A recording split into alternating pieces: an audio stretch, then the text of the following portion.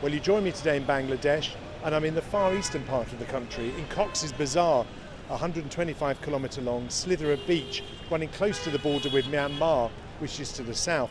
In fact, this is the longest continual natural beach on the planet. And if you're wondering where that name comes from, Cox's Bazaar, well, it owes it to an 18th century British East India Company captain. Today, though, Cox's Bazaar is where Bangladeshis come to play, and they do so in huge numbers, drawn by the soft sand, beautiful sunsets, restaurants and entertainment. Think of it as the Bangladeshi equivalent of Brighton or Blackpool, but a lot warmer and with a whole lot more sand and an awful lot noisier. I'm walking down towards Kolatoli Beach from the bus station, which brings people in from the capital in Dhaka, and there's so much going on, so many sounds and smells. I can smell curry, I can smell rice. There are market stalls here selling dried fish, and there are street cafes, lots of street cafes on the corner, just small stalls with people sitting around, grabbing a bite to eat, sitting on wooden benches, drinking tea and coffee, while the odd goat wanders around, hoping for a few scraps that are dropped from the table. There's a stall, a wheeled cart that's been brought in, that's got coconuts on it. There's people selling all sorts of stuff, bananas, trinkets. Incredibly noisy, as you can hear, the buses coming in all the time from Dhaka and other parts of Bangladesh, bringing people in to enjoy the beach. There's people selling strings of seashells made into necklaces, and there's a really lovely fresh fish stall with huge green crabs next to trays of fried prawns.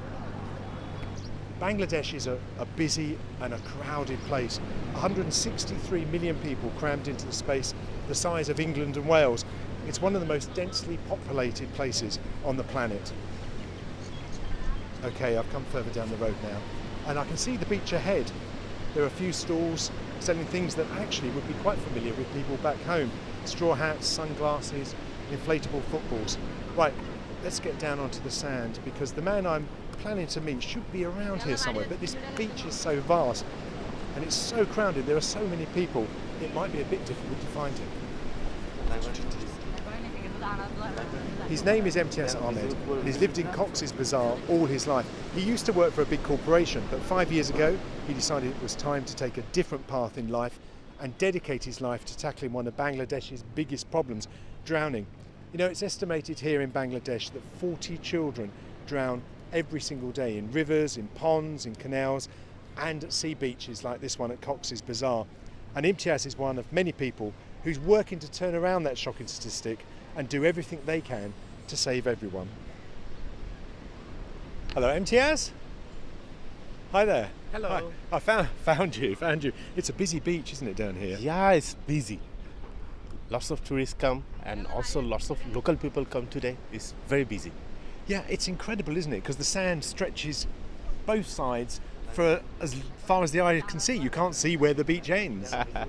It's quite natural, actually. In Cox's Bazar, this is the most popular tourist destination. So in the weekends, lots of tourists come, and local people also like to visit in Cox's Bazar beaches. So it's busy. And behind us, we've got the front. We've got a new hotel that's just being built. It's a huge hotel, a few modern ones, and a few smaller buildings as well. Yeah, lots of hotels, lots of motels are still under construction. Maybe within 5 years, the total scene will be changed. Yes. Yeah, I mean, you can see why with this beach, can't you? Should we walk over? I was just looking. There's some sun loungers and parasols down there. Sure, should we go down there and sit down and have a chat? Yeah, sure, definitely.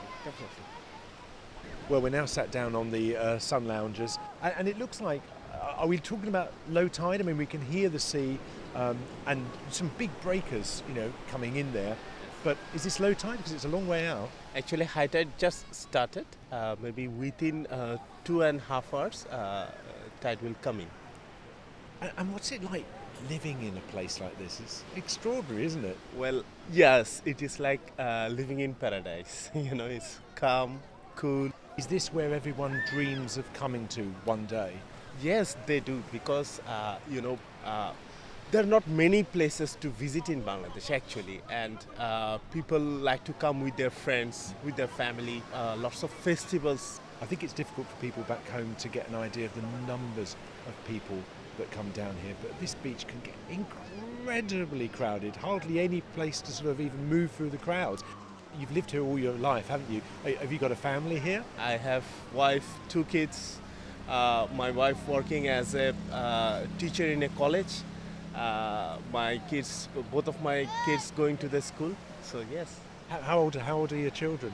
My son is 7 years old. My daughter is below 4. Do you bring them down here a lot? Well, every week. They love to come here. They love to spend their time here. Whenever they come, they play in the water. Whenever they come, they play in the sand. They bring their toys. What's lovely is to see so many families down here, men, women down here, women in their beautiful saris, but just walking into the water, sort of fully dressed. They don't seem to worry about getting all wet, do they? Yes, actually, culturally, most of the women like to cover themselves, but still they want to enjoy their time. Well, we've moved a little further north up the beach, and in a country where everything seems so exotic and so different from the UK, there's something that's very familiar. Flapping in the wind, it's a large yellow and red flag, and in the distance I can see a lifeguard dressed in a yellow t-shirt and red shorts, perched up on top of a lifeguard tower, scanning the beach. You could be on one of hundreds of RNLI lifeguarded patrol beaches in the UK. It looks incredibly familiar. And Imtiaz, this is the reason why you're here, isn't it? It's because of these lifeguards. How did this all start? How did you end up with a beach with lifeguards in the traditional red and yellow? We have a project called SeaSafe. SeaSafe has got lifeguard service. In 2011, RNLI came here and provide a life-saving training to few surfers.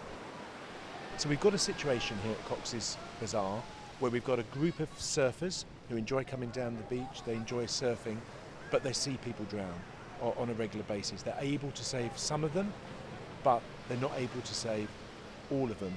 So they ask the RNLI for some help to get some proper training. Yes, actually drowning is a common issue in Cox's Bazaar as lots of people come and visit. So yes, there are a group of surfers who want to rescue the people, but lack of the training, there was a training required. So that's why RNLI came here, provide the life-saving training to the surfers. And after that, since 2014, the SeaSafe project started. The SeaSafe project is implemented by Center for Injury Prevention and Research Bangladesh, that is called CIPRB, and supported by RNLI, Royal National Lifeboat Institution, UK. So it became more formalised, really. The training for the lifeguards and the recruitment of the lifeguards came under CIPRB, so that you could actually run it as a proper structure rather than a group of surfers who've been trained. It needed to have some sustainability. Yes, actually, yeah. Since then, the project is taking place with a formal way. Right now, SeaSafe has got 27 lifeguards, and the service is same as UK, and this is following the same standard like UK lifeguard service. Now, you came on board right at the beginning, didn't you? 2015, when CIPRB had just got involved here. What was it like here, back then, 5 years ago? Well, 5 years ago, the scenery is not like that. People come, people want to swim over here, but the beach was risky because there was no lifeguard service, no standard lifeguard service was here. So drowning was common issue, and people can't identify the hazards. What sort of numbers of people were drowning before the lifeguards were here on this beach? Well, every year 5 to 6 people drown. And that's just on this very short... This very short beach. Because Cox's Bazaar is more than 120-kilometer beach. There are also other beaches, so number of people drown.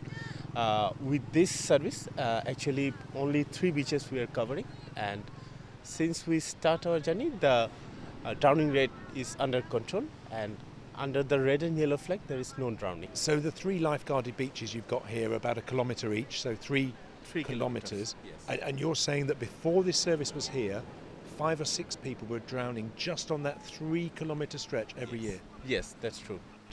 Right now, the scenario is totally changed. You can see red and yellow flag. You can see there is, lifeguard patrol beach. You can see the lifeguard service. You can see lifeguard rescuing people. They're educating the tourists. They're educating to the people. So, scenario is totally changed.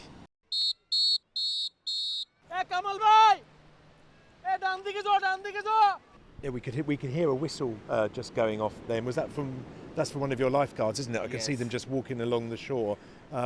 What would they be doing there? Well, the lifeguards saw that two people going outside of the red and yellow flag, and the lifeguard just whistled and tried to bring them under the red and yellow flag. Because they get exactly the same training as lifeguards would in the UK. Yes, actually, exactly. They have got the same training, same sort of skill training, almost same sort of equipment also. For the rescue, they use the rescue boat, rescue tubes. They have the same sort of training. They can do the CPR. I think what people will find incredible as well is that they're on patrol 365 days a year. It's not a summer season, it's all year round. Yes, it's a challenge because,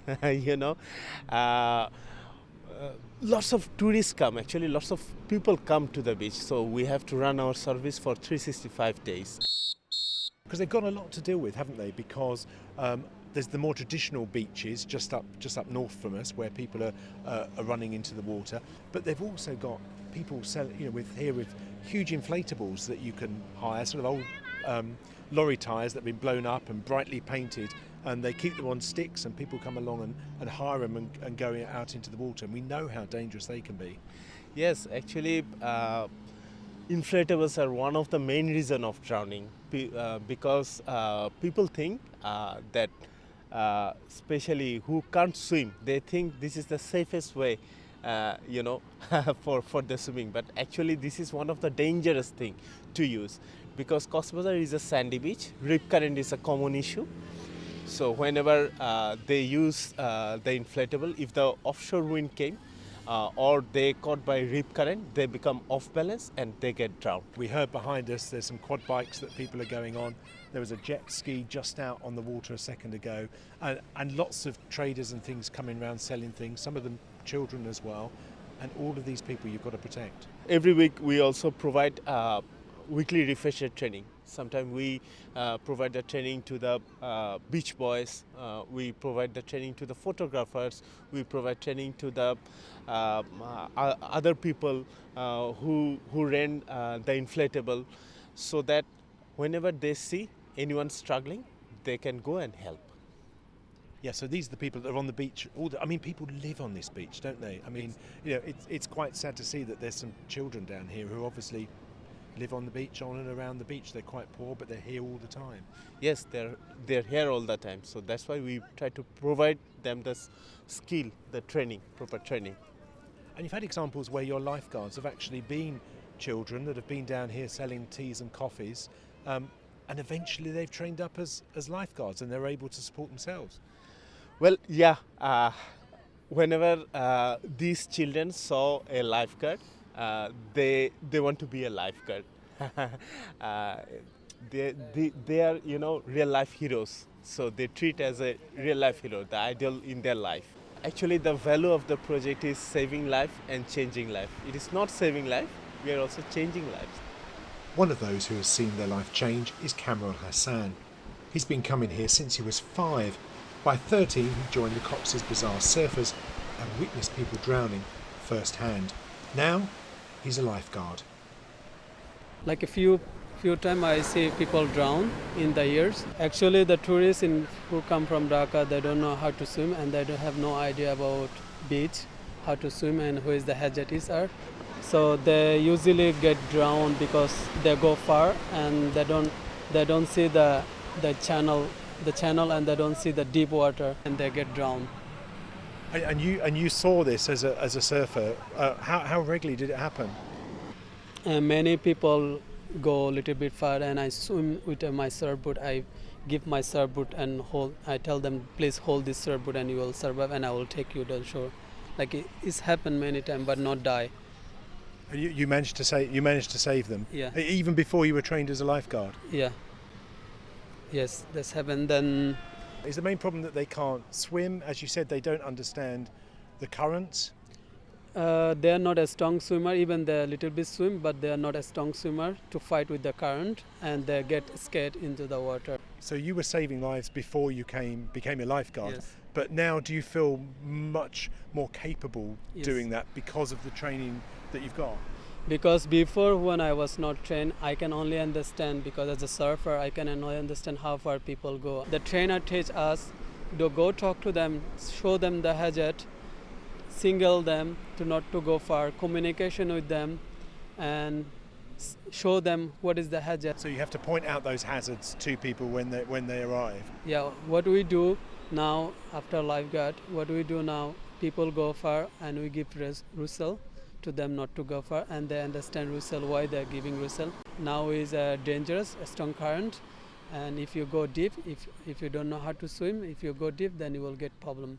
And since you've been a lifeguard, have you saved many people? Yeah, I have saved many people, and I help many people, and I also rescue many people. And how does that make you feel, knowing that you've saved someone's life with your skill and your training? I feel good. I feel very good, and I feel proud to have this training, and I really proud to be RNLI and CIPIB. They're doing this great job in Cox's Bazar. If they're not doing this job, I think we cannot save life in Cox's Bazar. Many tourists, many local people will die. It sounds, Cameron, that by training up, you've changed lives, you've saved people's lives. Yeah. But also you've made a big impact on your own life as well. Yes. It's so as I saving other people's life, I have also changed my life in the lifeguard, and I love my job and I love lifeguarding. Yeah. We've come down a bit closer to the shore now. The breakers coming in. It's warming up a bit. There's some really interesting looking boats offshore. They almost look a bit like sort of Chinese junks. What are they? They're the fishing boats actually. They're catching fishes near the shore. There's quite a few out there, aren't there? And they're quite sort of ornate, aren't they? With big sort of big bows on them that look really interesting. Yeah, this is interesting. Fishing is the second source of income in Cox's Bazar. So you can have lots of fishes, very good fishes. Right now, tourism is the main source of income of the local people. Fishing is the second source of income. And do you have a problem with fishermen drowning as well? Is that another issue? Well, yes. And last year, we rescued 11 fishermen. Wow, that's incredible. The lifeguards here. The lifeguards here. What happens? Do they just fall off the boats? I mean, the boats are probably about half a mile offshore here, aren't they? Yeah, actually, when the sea is rough and when they try to pull their fishing nets, sometimes they fall down or the boat off balance, and that drowning happens. I see. So as easy as that, and then So easy. Well, we're taking a walk now because despite the incredible work that the lifeguards do here every day of the year, it is impossible to save everyone, as we've been hearing, on a stretch of beach that goes for 125 kilometres and millions of people coming here all year round, and those yellow and red flags only cover a few kilometres. We're moving to a spot where in 2016 4 schoolboys got into difficulty in the water, and one of them, 12-year-old Jamil, couldn't be saved. I can see ahead of us, we're meeting up with a couple of lifeguards, aren't we? Rashid and Mohammed, who were off duty the day the tragedy happened. And with them also is Tanzil, now 16, who was saved by them but lost one of his friends.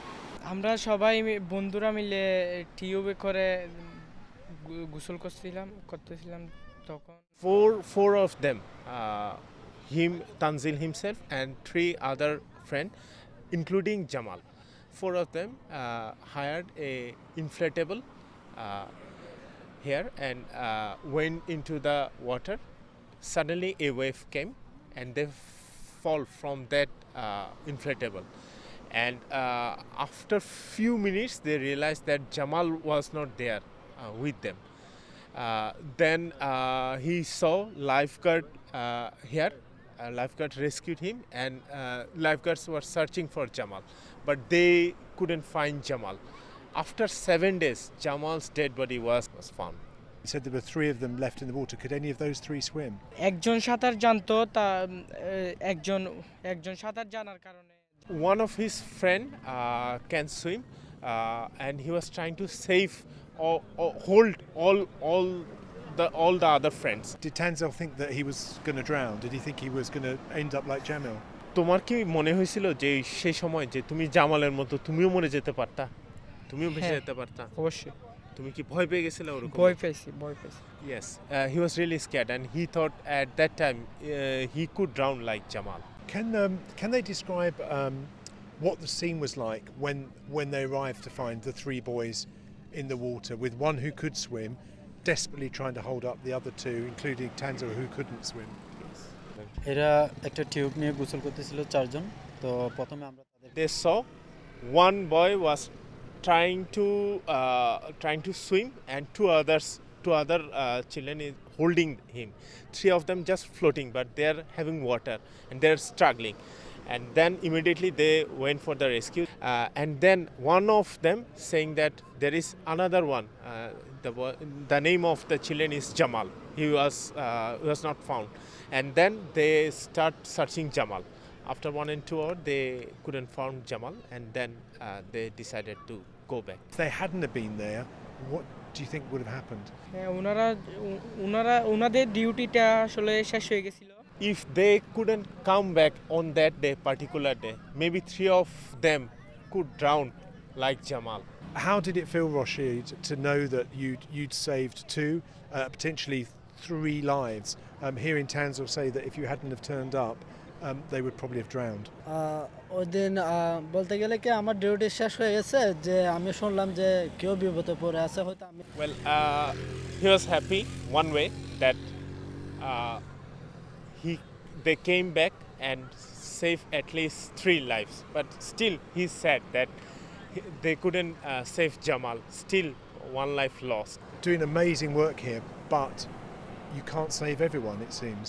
আসলে আমাদের বিচে প্রচুর পরিমাণ পর্যটক আছে, তো আমরা যদি এই লাইফগার্ড সার্ভিসটা একটু If we educate people to swim between red and yellow flag where the lifeguard patrols, life will be saved and secure. Tanzel, what have you done about your safety since you were rescued?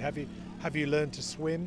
অবশ্যই একটা যেহেতু জীবনে অনাকাঙ্ক্ষিত ঘটনা He wants to take the formal swimming lesson, and he thinks that this year he's going to join for the swimming lesson. Okay, so MTS and I are walking back off the beach now, hopefully back to get a coffee, possibly at one of those stalls I passed earlier. MTS, do you ever lose hope about the problem of drowning in Bangladesh? No, I'm not, because I have a very passionate group of people that I'm leading, that is called CSAFE. I have a very good, very efficient lifeguards. If I lose my hope, what will happen to them? So I never lose my hope. What of the future here for lifeguards at Cox's Bazaar? Well, you can see right now we have a very good skilled people over here. But one of our challenge is sustainability. So that's why we are trying to go for funding from other sources. Like we are trying to get the NGOs, INGOs. We are searching for the corporates. We are searching for the Ministry of Tourism. If I came back here in 5 years' time, what would you hope that I'd see here at Cox's Bazaar? Well, maybe you will find our lifeguard service covering 3 more beaches. You will find that most of the tourists listening to us, most of the tourists before they come to the beach, they have most sorts of information. You will see in the hotel there are lots of information, safety information provided by the CSAFE or the government authorities. But most of the hotel owners, they like to give the safety information to the tourists. The government will support us, and definitely the project will sustain. Well, MTS, thanks very much for talking to me today. Should we go and get that coffee? Definitely. Thanks. Okay. Let's go.